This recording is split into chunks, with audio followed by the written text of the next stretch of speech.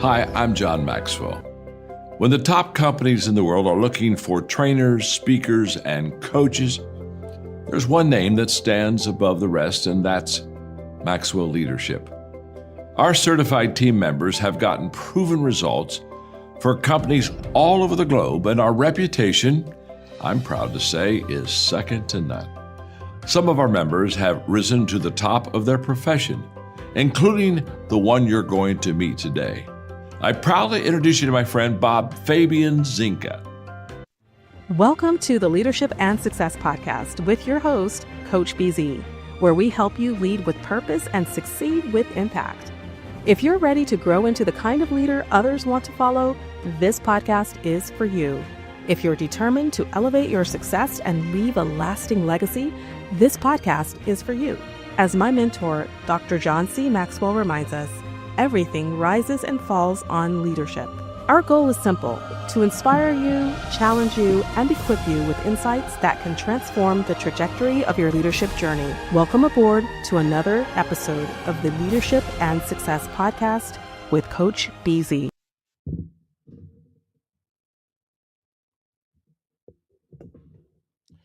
Hello, everyone. Thank you for joining us today. This is Coach Busy, and we are going to have a special edition of the Leadership and Success podcast today. We are going to be talking about an article I wrote about the Gettysburg Address. And I think there is a lot of leadership lesson to be learned by President Abraham Lincoln's Gettysburg Address. It's not that long, the speech itself. It was less than 3 minutes long, but there is so much to learn about our country and about the country we are trying to become. So before I start with the podcast on my article, let me know, where are you guys joining us from? What city, what state? And if you are outside of the US, which country? Let me know what you are grateful for today. And also, if you have a question for me, type it in the comment. The podcast itself, I think, will be about 40 minutes long today. All right. Like we normally do for those who follow the podcast, I like to start with what we call a moment of gratitude. This is where we take a moment every single time we meet just to be grateful, right? And part of the reason why we do this is because in the military, it's about 22 service members and veterans who commit suicide every single day in this country. So we want to make sure we are grateful every day, because it's not possible to be grateful and to be suicidal at the very same time. So if you would maybe close your eyes and put yourself in your happy place and think about one thing you are grateful for right now. Really, I can't help this, but since Juneteenth this year, every single day, I've been so grateful for freedom. Freedom, freedom, freedom. I truly believe that God made us to be free. There is nothing more important, I think, to human life than to experience and to live in freedom. And for those who followed these shows for a while, or who have read some of my article, you know that it's my opinion that slavery was the gravest crime against humanity. And that's exactly how America started on July 4th, 1776. About a fifth of the American population was under bondage. And that's just not acceptable. But I'm so glad that as time progresses, our country is trying to close the gap between our ideal and the America we were all meant to be, which is freedom for everyone, including African American, and including women too, and everybody else that is part of this country, of this heritage. So I am grateful for that freedom, and I am grateful that I was able to wake up today, because as long as I have breath, there is hope for me. So let me know in the chat what you are grateful for. All right, I am going to go now and start the podcast. It's going to be about 40 minutes or so. And you should find the link to the full article in the description of the event on both LinkedIn and YouTube. Here we go. 77 years ago, our fathers brought forth on this continent a new nation, conceived in liberty and dedicated to the proposition that all men are created equal. Now we are engaged in a great civil war, testing whether that nation or any nation so conceived and so dedicated can long endure. We are met on a great battlefield of that war. We have come to dedicate a portion of that field as a final resting place for those who here gave their lives that that nation might live. It is altogether fitting and proper that we should do this. But in a larger sense, we cannot dedicate, we cannot consecrate, we cannot hallow this ground. The brave men, living and dead, who struggled here have consecrated it, far above our poor power to add or detract. The world will little note nor long remember what we say here, but it can never forget what they did here.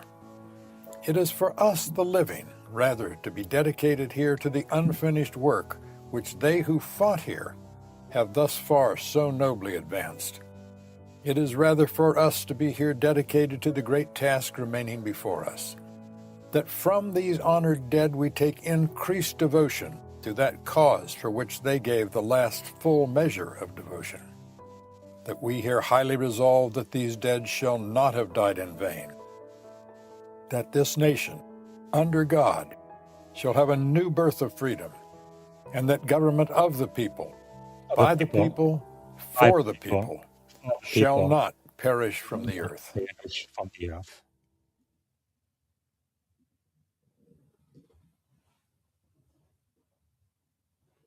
So, if you think back to November of 1863, the most famous, highly respected orator in America stood in a field in Pennsylvania. Right, Edward Everett. Exactly.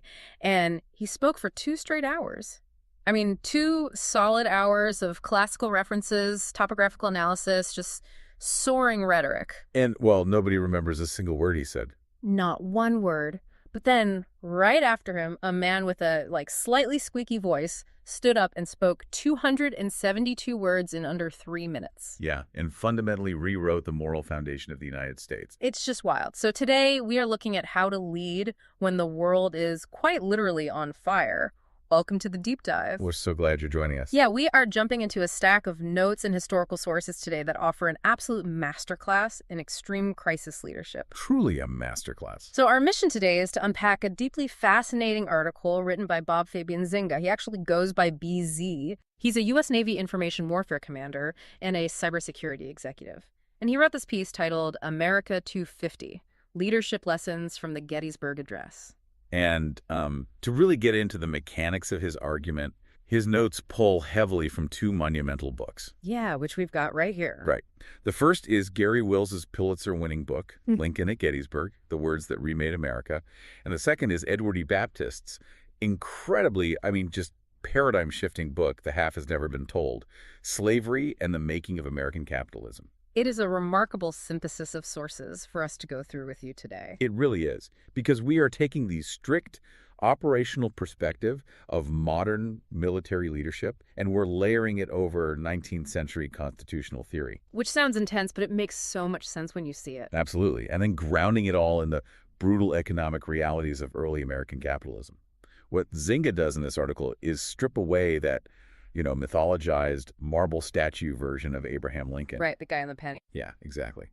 Instead, he looks at him as a chief executive managing a failing enterprise during literally the worst crisis in its history.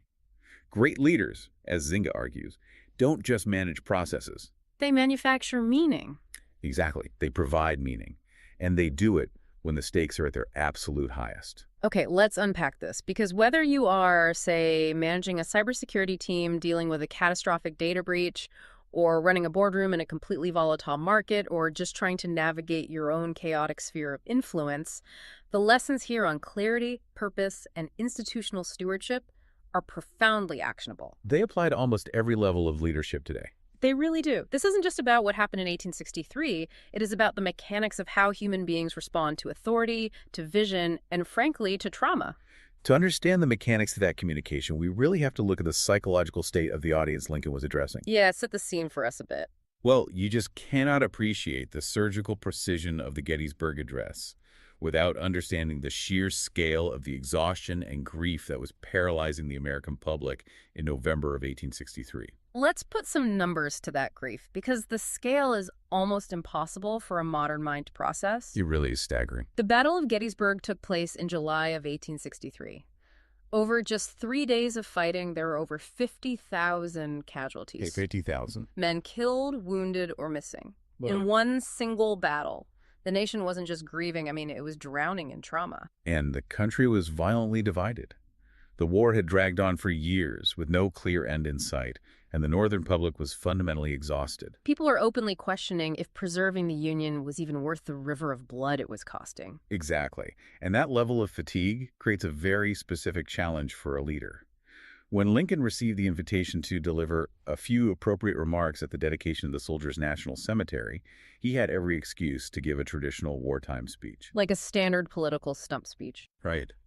The conventional political playbook dictated that he should talk about military strategy. He could have given a tactical breakdown of General Meade's troop movements. Or focused entirely on vilifying the Confederate Army. Yeah, or justified his administration's spending. Yeah. Could have leaned heavy into logistics. But leaning into logistics when people are traumatized is a leadership failure. When people are that uncertain, they don't need to hear about process. No, they don't. They need to be reconnected to the purpose. They need to know why all this suffering actually matters. And Lincoln realized that if he talked about tactics, he would just sound like another politician justifying a war.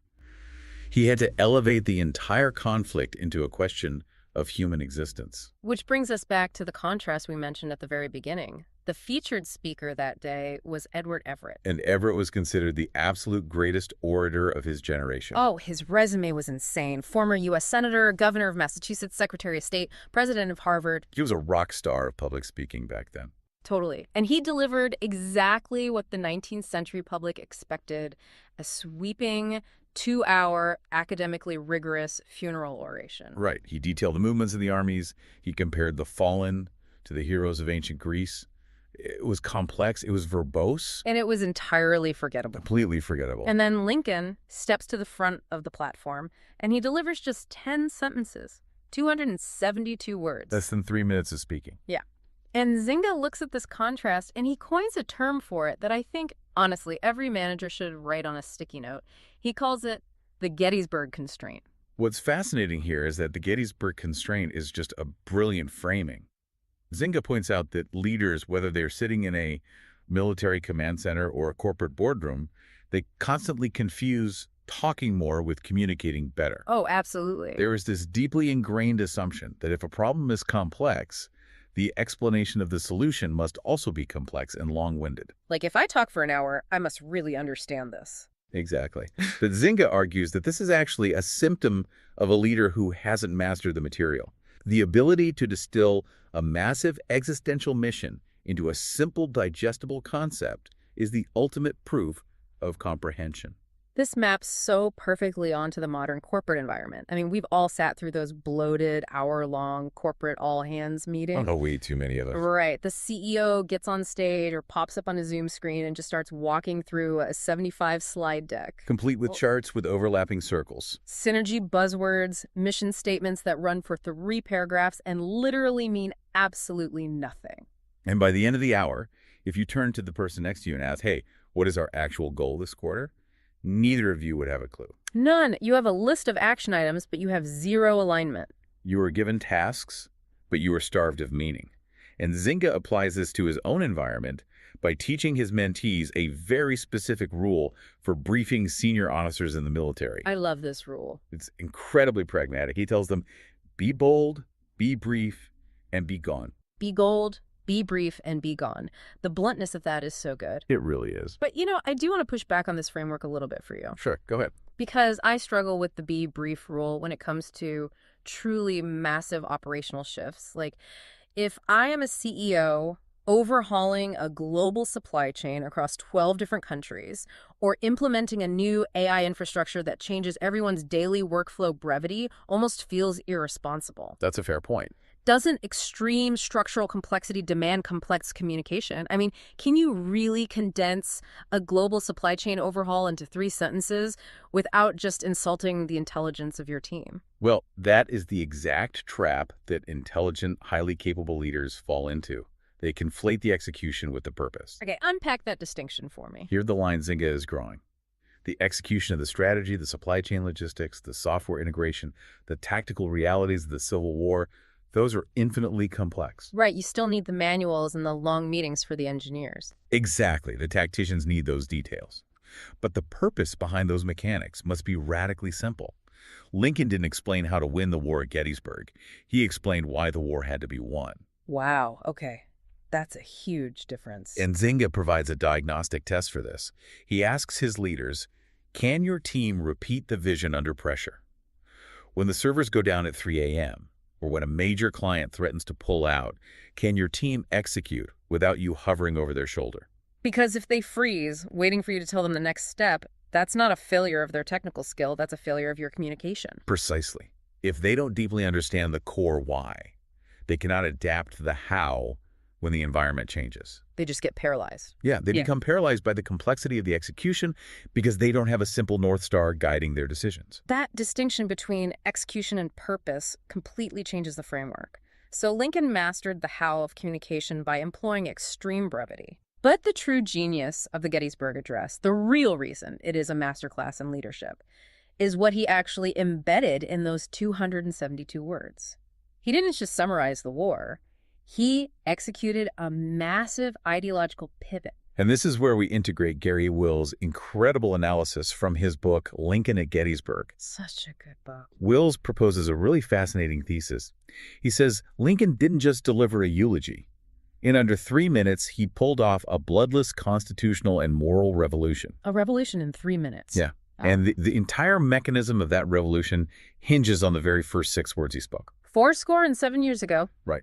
So let's do the math on that for a second. Yeah. A score is 20 years. Okay, so 7 is 87 years. Exactly. Yeah. And if you subtract 87 years from 1863, what year do you land on? You land on 1776. You land on 1776. You do not land on 1787. And that is a massive, highly deliberate choice because 1776 is the year of the Declaration of Independence. Yeah. 1787 is the year the United States Constitution was drafted. Lincoln deliberately chose to anchor the foundational identity of the nation to the Declaration, entirely bypassing the Constitution. To understand why that is so revolutionary, we have to look at the legal and social consensus of the United States prior to that speech. He was very different back then. Oh, completely. The Constitution of 1787 was the supreme law of the land.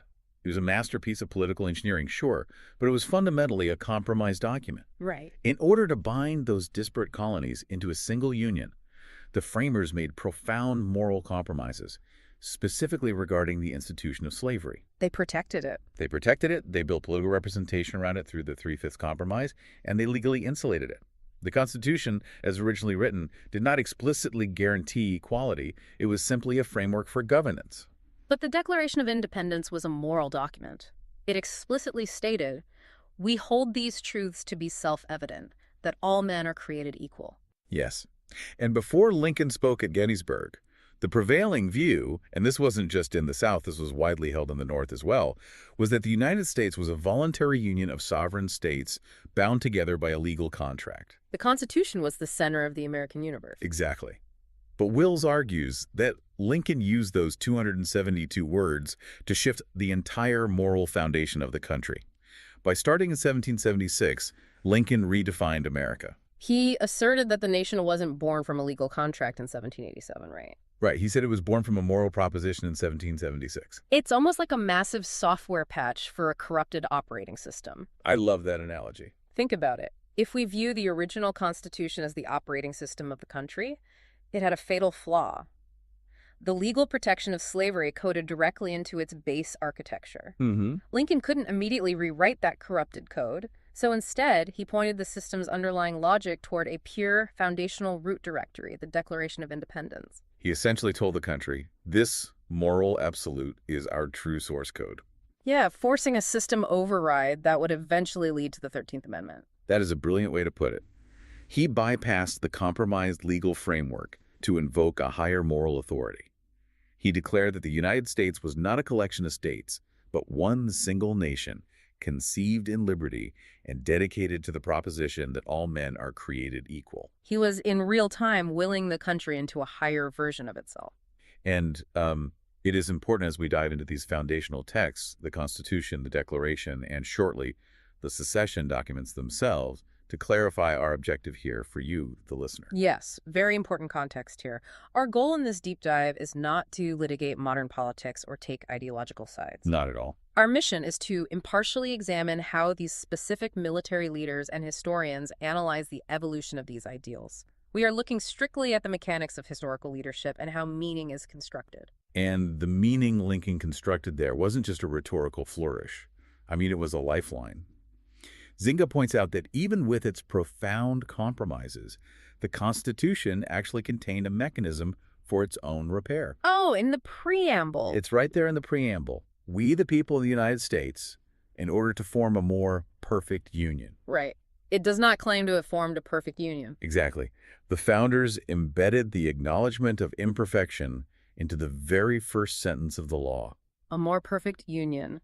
That phrase is like an admission of guilt and a mandate for progress at the exact same time. If we connect this to the bigger picture, it's an acknowledgement of unfinished work. And that specific phrasing became the North Star for every subsequent movement for justice in American history. Wow, yeah. When the abolitionists, the suffragists, and later the leaders of the civil rights movement demanded change, they weren't asking to tear down the system. No, they were holding the system to its own foundational promise. Exactly. They were pointing back to the preamble of the Declaration and saying, you promised on paper to be moving towards something better. We are here to collect on that promise. So Lincoln leverages the Declaration to remind an exhausted public of the ultimate goal, and he frames the grueling reality of the Civil War as a fiery trial to test whether any nation built on that specific goal can actually survive. He calls it a struggle for a new birth of freedom. Which really forces us to confront a very uncomfortable reality about leadership. Because to understand the immense pressure Lincoln was under and why he felt compelled to orchestrate this moral pivot, we have to look honestly at why the nation was tearing itself apart in the first place. We have to look at the absolute core of the conflict. And this is where Zinga's perspective as an information warfare commander becomes highly, highly relevant. Because he deals with data, with intelligence, and with threat analysis. Right, he doesn't do spin. No. He argues that leadership requires absolute moral clarity. And the foundation of moral clarity is an absolute refusal to sanitize your own history. This is a critical point. Because for generations following the Civil War, a very specific historical narrative was systematically constructed. It is widely known today as the lost cause myth. And that wasn't an accident? Not at all. It was a deliberate, organized effort, heavily pushed by groups like the United Daughters of the Confederacy to rewrite history textbooks, to erect monuments, and to shift the narrative of the war. The goal was to completely reframe the conflict, right? Yeah. They argued that the South seceded over abstract, noble principles like states' rights or constitutional theory or even economic disagreements over tariffs. Basically anything other than the defense of slavery. Exactly. It was an attempt to heal white national unity by erasing the central, horrific reality of why the war was actually fought. But Zinga, acting like a good intelligence officer, he just bypasses the post-war spin and goes directly to the primary sources. You have to go to the source. Right. If you want to know why a group of people took up arms to destroy a country, you don't look at what their grandchildren wrote 50 years later. You look at what the leaders themselves wrote and published at the exact moment they made the decision to secede. And when you read the formal, legal declarations of secession drafted by the Southern states in 1860 and 1861, there is zero ambiguity. Not at all. They were remarkably, unapologetically clear about their motivations. So let's look at the actual text provided in our sources here. The state of Mississippi, in its official declaration, stated, "Our position is thoroughly identified with the institution of slavery, the greatest material interest of the world." It's right there in black and white. Yeah. They did not cite states' rights as an abstract concept. They cited the right to own human beings as a material imperative. And Texas was just as blunt. They declared in their secession document that their state was established, and I'm quoting here, exclusively by the white race for themselves and their posterity, explicitly stating that the African race were rightfully held and regarded as an inferior and dependent race. The rhetoric is breathtaking in its bluntness. It really is. And perhaps the most defining articulation of this came from the Vice President of the Confederacy himself, Alexander Stephens. A few weeks before the attack on Fort Sumter, he gave what is known as the cornerstone speech. What did he say in that speech? Well, Stevens explicitly contrasted the new Confederate government with the United States. He stated that the founding fathers of the U.S. believed that the enslavement of Africans was a violation of the laws of nature. Okay. But Stevens proudly proclaimed that the Confederacy's new government was founded upon exactly the opposite idea. He said its foundations were laid and its cornerstone rested upon the great truth that, and this is a direct quote, the Negro is not equal to the white man, that slavery is his natural and normal condition. They wrote it down, they shouted it from podiums. It was the explicitly stated bedrock of their rebellion. Yes, it was. And Zinga uses this undeniable historical record to pose a severe question for modern leadership. He asks, why would a nation or any organization commemorate individuals who committed treason and took up arms specifically in defense of human bondage? Why erect statues to them in public squares? Yeah, or name military bases after the generals who fought to destroy the United States. Linga's point is that every organization, whether it's a country or a corporation, reveals its true core values by whom it chooses to celebrate. And he draws a very sharp, eliminating comparison to international norms here.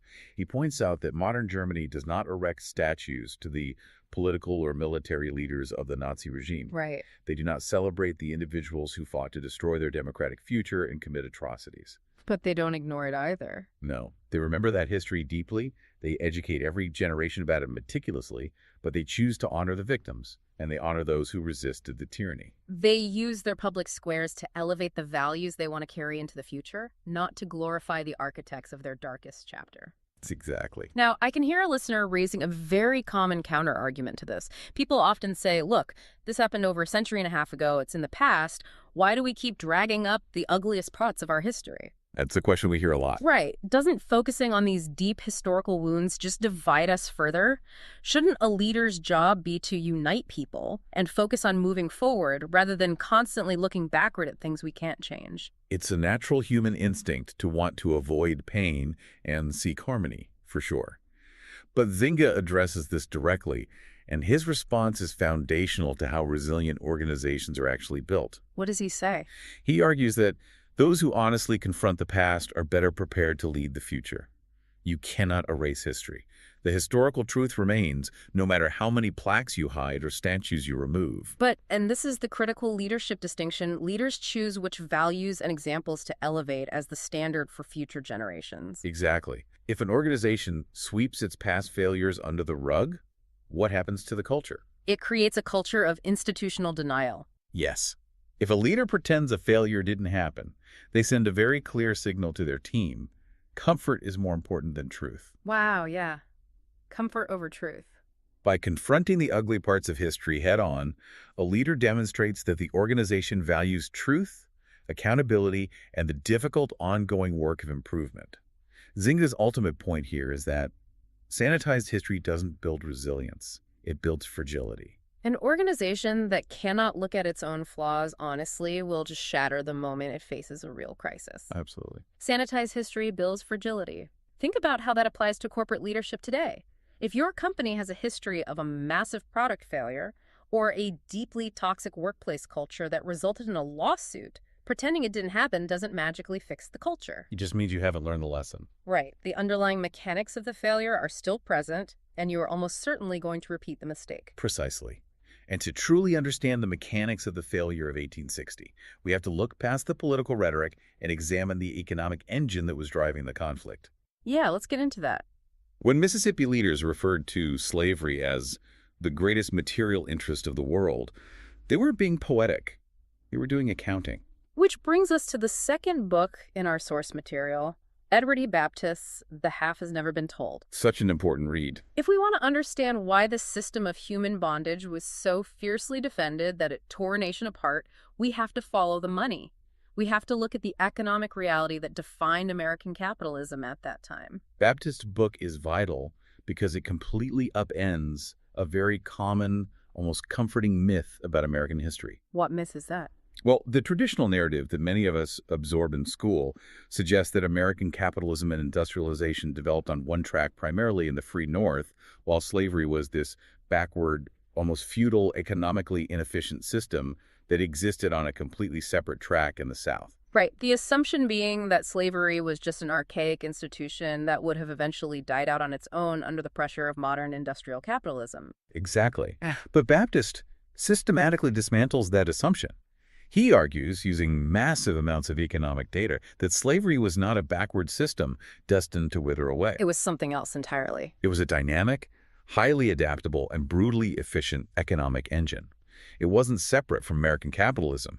It was the very foundation of America's rise as a global economic superpower.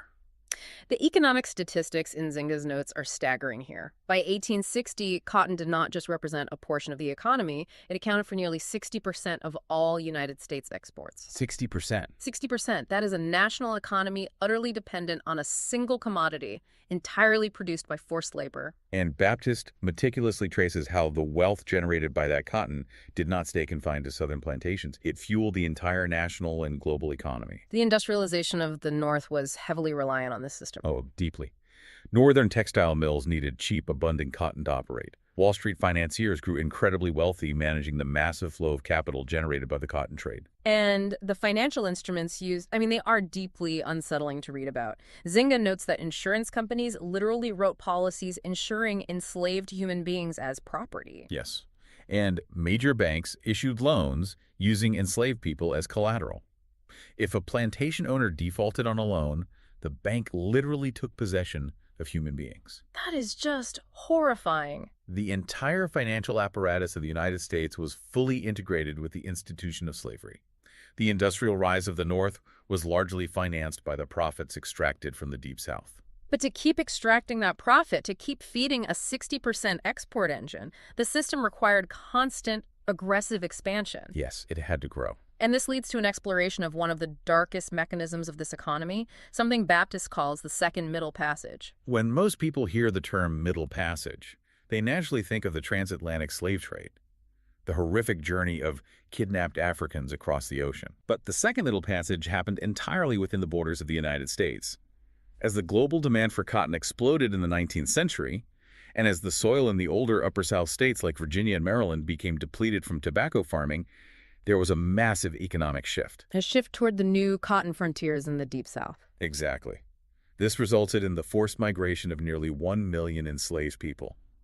1 million individuals were marched, often in chains, from the Upper South down into the Mississippi Valley, Alabama, and Louisiana, just to clear land and plant cotton. It was a massive internal deportation. Entirely designed to optimize labor allocation for maximum profit. Families were intentionally ripped apart, children were sold away from their parents, and spouses were separated forever simply because a ledger in a bank or a plantation office required more labor in a different state. And Baptist makes a deeply controversial but entirely essential argument about how the productivity on those new cotton plantations was actually achieved. Because cotton production didn't just increase steadily, it skyrocketed exponentially between 1800 and 1860. For a long time, economic historians looked at that massive leap in productivity and attributed it primarily to technological innovations. Like the cotton gin. Right. The standard textbook explanation points to Eli Whitney's invention of the cotton gin, or the development of new, hardier strains of cottonseed. The narrative is that the machine made the process faster, so output went up. Well, the cotton gin certainly processed the cotton faster once it was harvested. But the actual harvesting, the grueling work of picking the cotton from the thorny bolls, was still done entirely by hand. There was no machine picking the cotton. None. So, historians faced a mathematical puzzle. How did the amount of cotton picked per person, per day, increase so drastically over those decades? What was the answer? Baptist argues that the driver of this exponential productivity was not technology. It was a highly calibrated system of violence. He calls it the pushing system. Let's break down the mechanics of this pushing system, because this is where the history directly intersects with modern management theory in a truly terrifying way. How exactly did they force that productivity increase? It was a system built on meticulous data collection and targeted cruelty. Plantation owners and overseers systematically used violence, torture, and coercion to force enslaved people to pick more cotton every single day. And they did it using metrics, right? They did. They would weigh every individual's cotton at the end of the day and record it on a slate. That number became your baseline. If you picked 50 pounds on Tuesday, your quota for Wednesday was 55 pounds. And if you missed that new arbitrarily higher quota, You were brutally punished. You were whipped. The system was designed so that the only reward for hitting a target was an even higher, more impossible target the next day. that is just chilling. They used daily data tracking to optimize human suffering for maximum financial output. It was an infinitely scaling algorithm of pain. That phrase, an infinitely scaling algorithm of pain, is haunting. And Zynga takes this historical reality and distills it into a very sharp warning for modern leaders. He writes, "Data without humanity is dangerous." This raises an important question for anyone in leadership.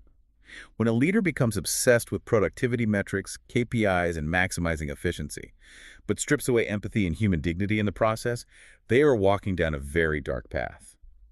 If we pull on that thread and look at modern organizations, the parallels are uncomfortable. Obviously, we are not comparing modern corporate jobs to the unimaginable horrors of chattel slavery.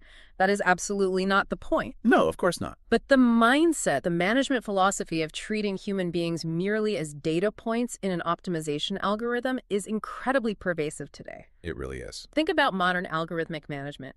We see fulfillment centers where workers are tracked by the second, scanners record their every micro movement, they are penalized by an algorithm for taking an extra 30 seconds in the bathroom. They are forced to meet constantly shifting picking quotas. Yeah. And if they fall into the bottom percentile, the software automatically triggers a warning or a termination. Or consider the corporate practice of stack ranking, where a company systematically fires the bottom 10% of its workforce every year, regardless of overall performance. Just firing the bottom 10% no matter what. Right. It creates a cutthroat culture of fear and paranoia, all to squeeze out a marginal increase in quarterly profits. Zynga is challenging leaders to look at the systems they are building. What are the hidden costs of your organizational success? Are we inadvertently institutionalizing cruelty simply because the spreadsheet says it's more efficient? Exactly. Evil rarely looks like a cartoon villain twirling a mustache. Often, evil looks like a perfectly optimized, data-driven system functioning exactly as it was designed, but completely devoid of human empathy. So leaders must examine the architecture of their systems, not just the behavior of individuals within it. That's exactly right. Which brings us to a massive moral and practical dilemma. If you are a leader or an employee and you realize that you are operating inside an institution that is deeply flawed or corrupted by unethical systems, as the United States clearly was in the mid-19th century, what do you do? It's the ultimate question. Do you abandon the institution because it is tainted, or do you stay inside it and fight to fix it? This is not just a theoretical question. It was the exact bitter debate happening among abolitionists in the decades leading up to the Civil War. It was a fundamental rift over strategy, morality, and the nature of the Constitution itself. And Zynga highlights this debate, right? Yeah, he highlights this by contrasting two towering figures of the era, William Lloyd Garrison and Frederick Douglass. William Lloyd Garrison was a prominent white abolitionist, the publisher of The Liberator, and he really represented the radical wing of the movement. Garrison was uncompromising. He looked at the Constitution, he saw the Three-Fifths Compromise, he saw the Fugitive Slave Clause, and he concluded that the entire document was irrevocably tainted by its protection of slavery. He had a very famous quote about that. He did. He publicly called the United States Constitution a covenant with death and an agreement with hell. Wow. He believed that you could not fix a system that was built on a rotten moral foundation. His strategy was essentially secession from the moral compromise. He literally burned copies of the Constitution in public. He advocated that the free states should separate from the slave states, effectively abandoning the institution of the United States because it was too corrupt to save. But Frederick Douglass took a remarkably different path. And it's vital to remember that Douglass had actually been enslaved. Yes, that context is crucial. He had borne the physical lashes and the psychological trauma of the system Garrison was only writing about. Yet Douglass's philosophy evolved in a completely different direction. Douglass initially aligned with Garrison's view, but as he deeply studied the little text of the Constitution, his strategy shifted. He realized that the Constitution, despite the intentions of some of its framers, never actually used the word slave or slavery. He looked at the Three-Fifths Compromise and realized it could be interpreted not as an endorsement of slavery, but as a penalty on slave states, reducing their political representation compared to if they had freed their population. And he looked at the preamble, "We the people," and argued that the people meant all people, regardless of race. Exactly. Douglas concluded that the Constitution did not need to be destroyed. It needed to be weaponized for liberty. Weaponized for liberty. I Yep. like that. He began referring to it as a glorious liberty document. He believed that if you abandoned the legal framework of the nation, you abandoned the enslaved people trapped within it. So his strategy was to stay. To stay, to hold the nation to its own highest stated ideals, and to demand that the Constitution be amended to finally fulfill the promises made in the Declaration of Independence. He chose to leverage the institution against its own flaws. And as Zinga points out in his notes, history completely vindicated Frederick Douglass and Abraham Lincoln. It absolutely did. They did not abandon the Union. They forced it through the unimaginable crucible of the Civil War to emerge as something closer to its original promise. The direct result of that strategy and the immense sacrifice of the war was the passage of the Reconstruction Amendments. The 13th, 14th, and 15th Amendments. Right. The 13th Amendment permanently abolished slavery. The 14th Amendment established birthright citizenship and guaranteed equal protection under the law. And the 15th prohibited the denial of voting rights based on race. Exactly. Yeah. On paper, these three amendments fundamentally transformed the architecture of the United States. They effectively closed the legal gap between the compromises of the Constitution and the moral absolutes of the Declaration. On paper. But as any leader who has tried to change a corporate culture knows, constitutional or policy progress moves incredibly fast, while institutional and cultural change moves agonizingly slowly. Passing a law is a moment in time. Changing the lived reality of millions of people is a generational grind. Which is why Zinga uses the phrase "a long struggle" in his article, literally stretching the word out to emphasize the timeline. Right. Because the passage of those amendments was just the beginning. It took nearly a century of relentless, often bloody effort to make the promises of those amendments real. It required fighting through the violent backlash of Reconstruction. Enduring the systemic oppression and terror of Jim Crow laws and mobilizing millions during the civil rights movement of the 1950s and 60s, the ideals were finally enshrined in law, but the reality on the ground was still deeply hostile. But the crucial point is that the legal framework established by those amendments created the space for that long struggle to happen. Yes. It provided the legal leverage. And that initial wedge of equality eventually cracked the door open for everyone else, expanding legal protections for women, Hispanic Americans, Asian Americans, LGBTQ Americans, and countless others. And Zinga provides a very stark personal example of this delay between policy and reality from his own domain, the United States Navy. This part is so powerful. It is. The 15th Amendment, which guaranteed voting rights regardless of race, was ratified in 1870. But it took 74 years after that amendment passed for the U.S. Navy to finally commission its first African-American officers. The Golden 13. The Golden 13.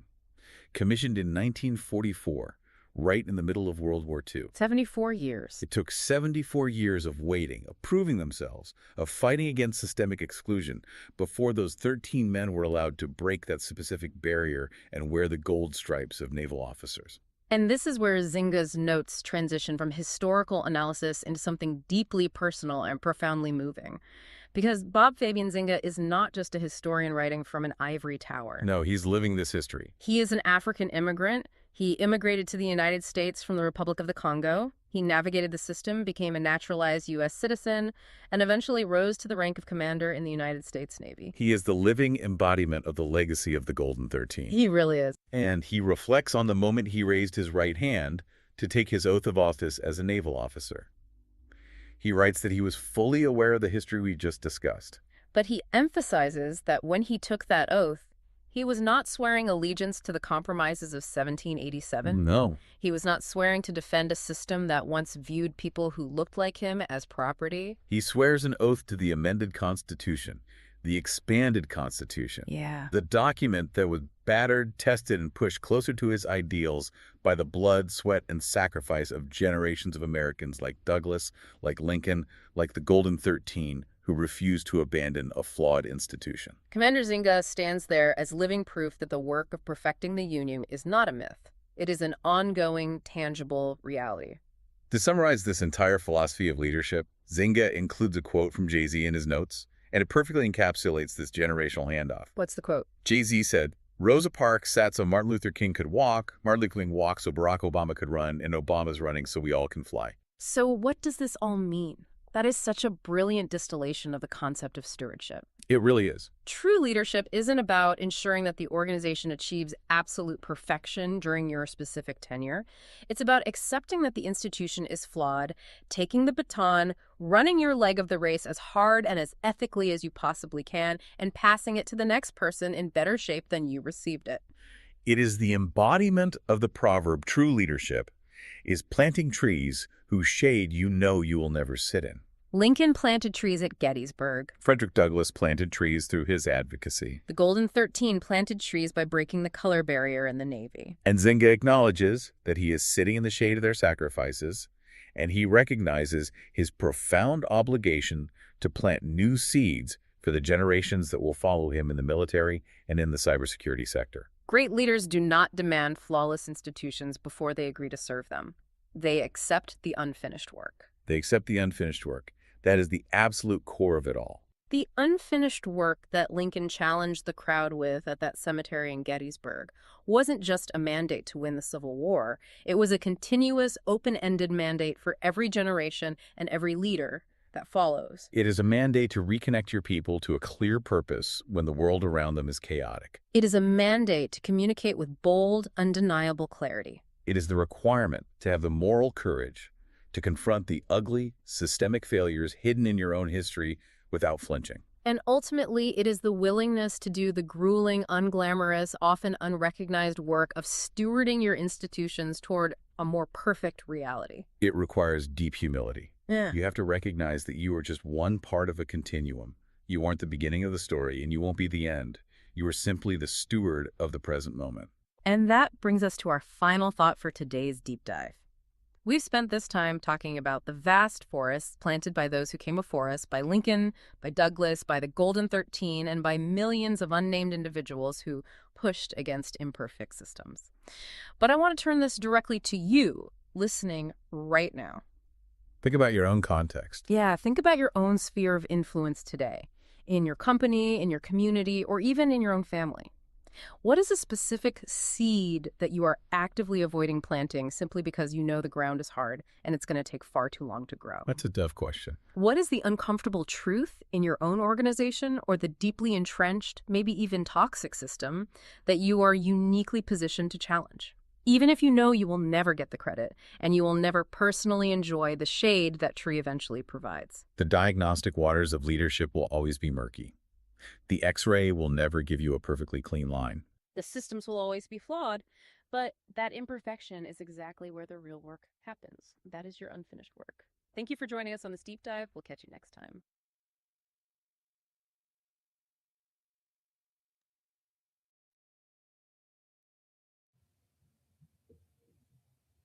All right, that's the podcast for today. I don't see any question in the chat. So as we end today's podcast, I want to let everybody know I have decided to start a fourth newsletter on LinkedIn. Right, I already have one, which is leadership.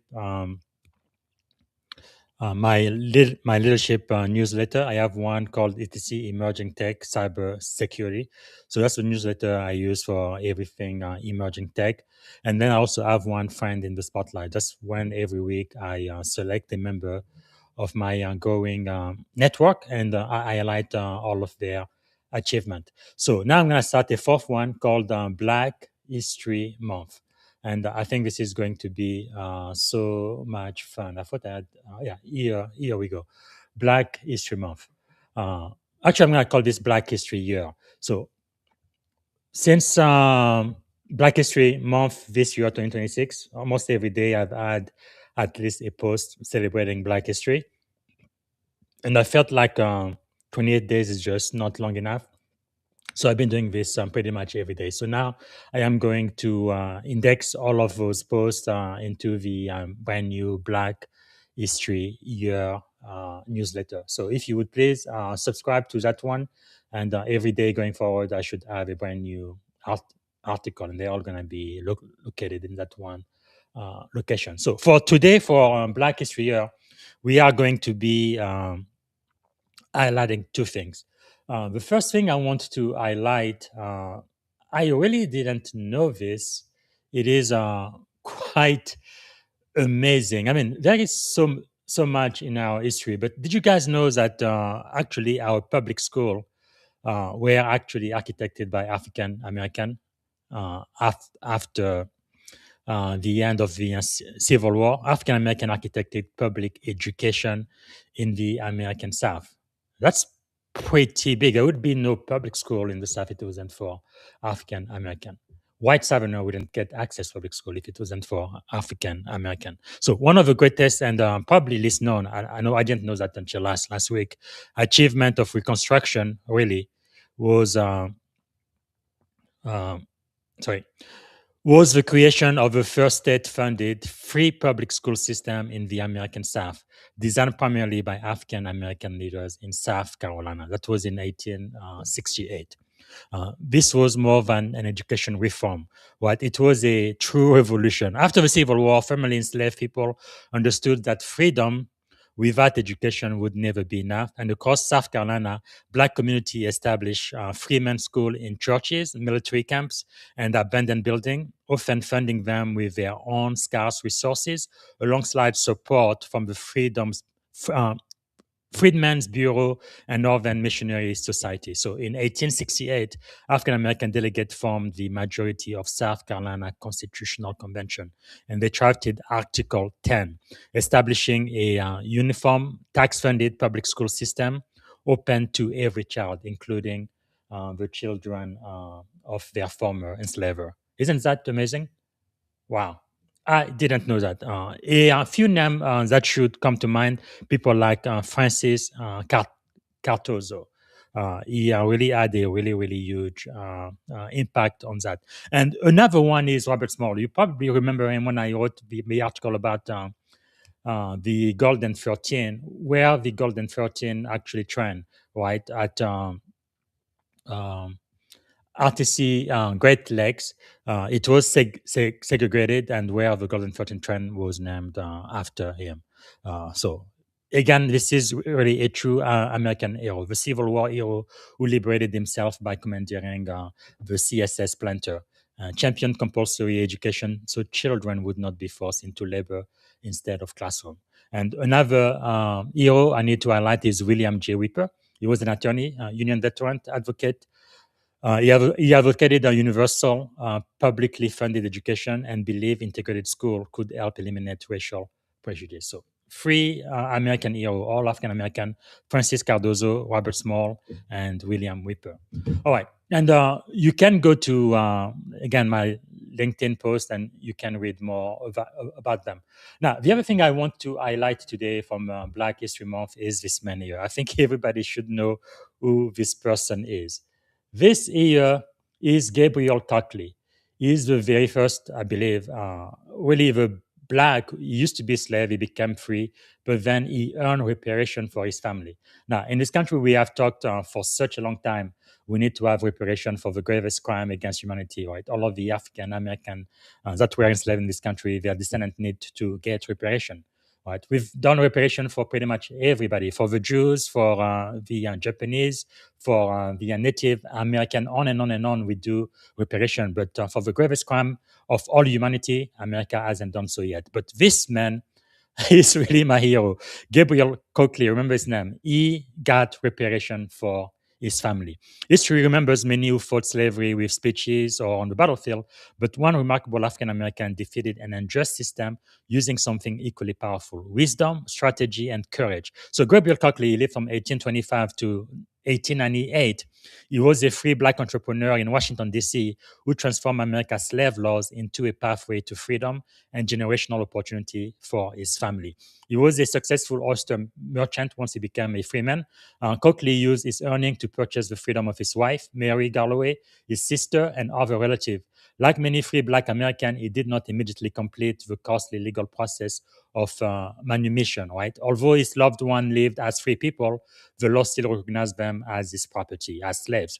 Then history changed. On April 16, 1862, President Abraham Lincoln signed the D.C. Compensated Emancipation Act, abolishing slavery in the nation's capital. And ironically, the law compensated slave owners, not the enslaved. Again, this is another great injustice. Why in the world are you going to compensate the evil slave owner and the slaves that you've used and abused? You're not going to give them anything. Okay, you are free now. Just figure it out. I mean, that is crazy, isn't it? But history changed there because Coakley recognized a once-in-a-lifetime opportunity. Using the ownership document he already possessed, he petitioned the federal government as the legal owner of 8 members of his own family. His claim was approved. The government awarded him back then $1,489.20, which is worth more than $170,000 today, while permanently securing his family freedom.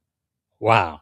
So this is really the first African American who did get his reparation from the evil of slavery. And now we just need to wait for our government to do that for all of the children of all of the enslaved people in this country. What a moral blight and a shame to our nation's history. But what is even more, out of his lineage, there is one descendant I do need to highlight. And that's, let me see. Hold on a second. Man, there is so much to learn about history. That's exactly why I have started this new newsletter, right, about African American history. Because there is another member of Oakley's family I would like to highlight, because his legacy endures even through generation. Because including his great granddaughter, her name was Dr. Lena Francis Edward. She became a pioneer physician, and she received the Presidential Medal of Freedom for her humanitarian service. Wow. Can you imagine that? So it definitely changed the entire future of his generation, his children. So I'm going to play a couple of video highlighting those. And again, you can go back to the post I posted today, and later today there should be a single article in my brand new newsletter, Black History Year. I hope you would subscribe to that one. So wherever you are watching this podcast, whatever platform, please like, subscribe, and forward that to at least 2 or 3 of your friends. And I hope I am adding value to you. Tomorrow, I will not have a podcast, but I'm going to come back Friday, and I am going to have a pleasure of speaking to the one and only Mildred Talabi. She's a best-selling author of Start Being Visible, women's business coach, helping people build a business around your expertise without leaving your day job. She's a 4-time author, a speaker, former journalist and communication leader, and she has... also, I think she's connected to almost 60,000 people on LinkedIn. So she's very, very popular. She's doing great work, and I'm really looking forward to speaking with her. So that's it for now. But just to end the show, the Gettysburg Address, I think, by President Abraham Lincoln really changed the history of America. Today, as a Black man, I would not be a commander in the most powerful U.S. Navy in the world, a commanding officer, a senior officer in the Navy, if it wasn't for that speech, if it wasn't for the golden 13 on whose shoulder I stand. Wow. That Declaration of Independence, it really means a lot. All men are created equal. All men.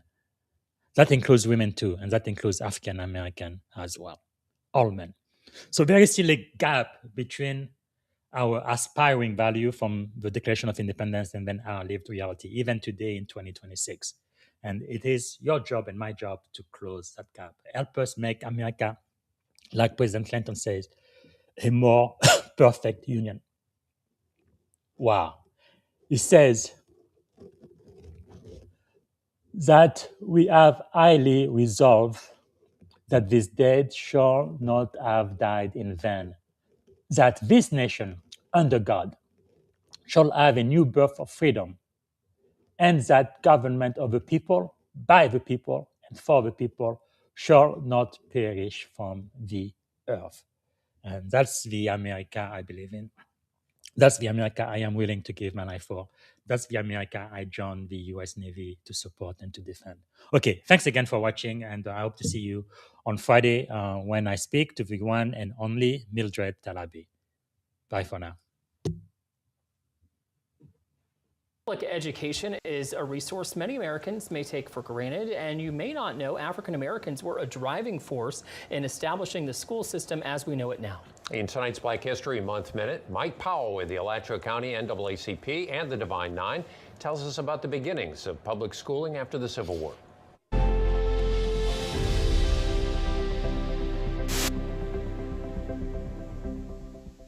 Did you know that formerly enslaved Black Americans were the actual creators of public school education in the United States? Today, let's learn about the true architects of public education, which was launched during the post-Civil War Reconstruction period. Black politicians during the Reconstruction era played the most critical role in the creation and development of the U.S. public school system.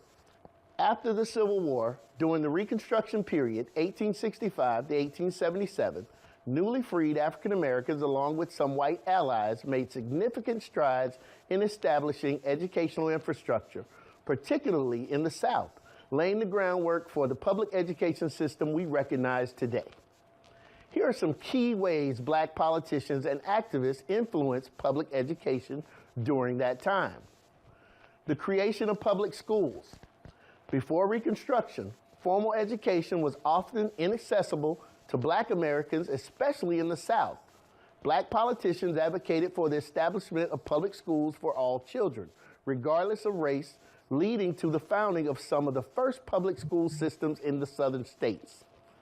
In 1868, the first state-funded public school system in the South was established in South Carolina, which then served as a model for other southern states. The Freedmen's Bureau. The Freedmen's Bureau, which was established in 1865, was instrumental in supporting education for formerly enslaved people. The Bureau helped to establish schools and recruit teachers for Black children, and many of these schools were foundational in creating a public educational system for Black communities in the South. Black legislators in southern states. During Reconstruction, African Americans were elected to state legislatures in southern states, with some even holding positions in Congress. These legislators pushed for laws that supported universal public education. For example, in South Carolina, where Black legislators had a significant presence, they helped pass laws to create a statewide system of public schools. Legislation such as the Civil Rights Act of 1866 and the 14th Amendment laid the foundation for equal educational opportunities, mandating that all citizens, regardless of race, have access to public education. However, these efforts faced significant opposition from Southern whites, leading to a variety of challenges, including underfunding, segregation, and violence against Black educators.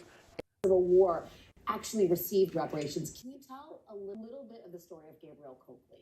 Gabriel Coakley, beginning in the early 1850s, started to free his family. He was already a free man and a successful businessman. He sold oysters. He was somehow able to, pull together enough money to buy his family's freedom.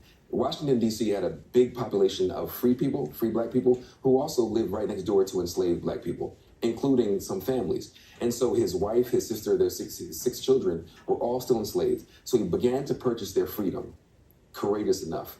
And then in 1862, Abraham Lincoln said, we can't be in the midst of this Civil War demanding freedom for enslaved people, and in Washington, D.C., there are still slaves. So he signed the Compensated Emancipation Act of 1862, which freed the enslaved people in the district, but it also paid off the enslavers, saying, hey, it's reparations for slavery. So the federal government, for the first time, paid reparations for slavery, but for white enslavers. And so I'm looking at this list, 1,000 names. The most powerful people, the founder of the Willard Hotel, the founder of Griggs Bank, the sitting secretary of the Supreme Court, a key advisor to Lincoln, all this was getting paid for their lost property. And out of nowhere, this name, Gabriel Coakley, pops up, a Black man.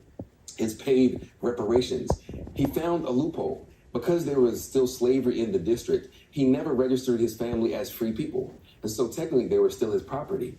And so he becomes... He was able to get reparations. It was Gabriel Coakley, but also 5 other names of black people. A woman who purchased her husband, someone else who purchased her son when he was just a boy. And so we wrestle with this idea of what it would have meant, what could have been. And what we see through the family line of Gabriel Coakley, doctors, lawyers, deans of colleges, savvy business, someone who won the National Medal of Freedom. Wow. It's a story of what the power of economic enfranchisement. And that's when he's full access to the fruits of America. Gabriel Coakley, this man who mysteriously acquired his own freedom, who built up enough wealth to free his family. Oh, freedom. Oh, freedom. Oh, freedom over me.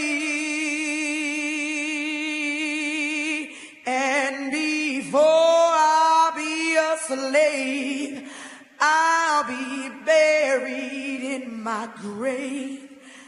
Free at last, free at last, free at last. Thank God Almighty, I am free at last. Free. Oh, freedom. Oh, freedom. Freedom.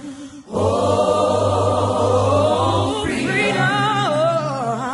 Oh, freedom over me. Over me. And before I be a slave, I'll be buried in my own grave and go home to my Lord and be free. Thank you for tuning in to the Leadership and Success Podcast with your host, Coach BZ. If today's episode added value to your leadership journey, be sure to subscribe, share, and join us again for more wisdom nuggets on how to lead better and achieve greater success. Remember, leadership is the most critical skill of our time. The world will always need leaders to inspire others, drive innovation, and execute meaningful strategy. So why not count yourself among the bold leaders shaping the 21st century? Until next time, stay inspired, stay committed, and keep leading with excellence.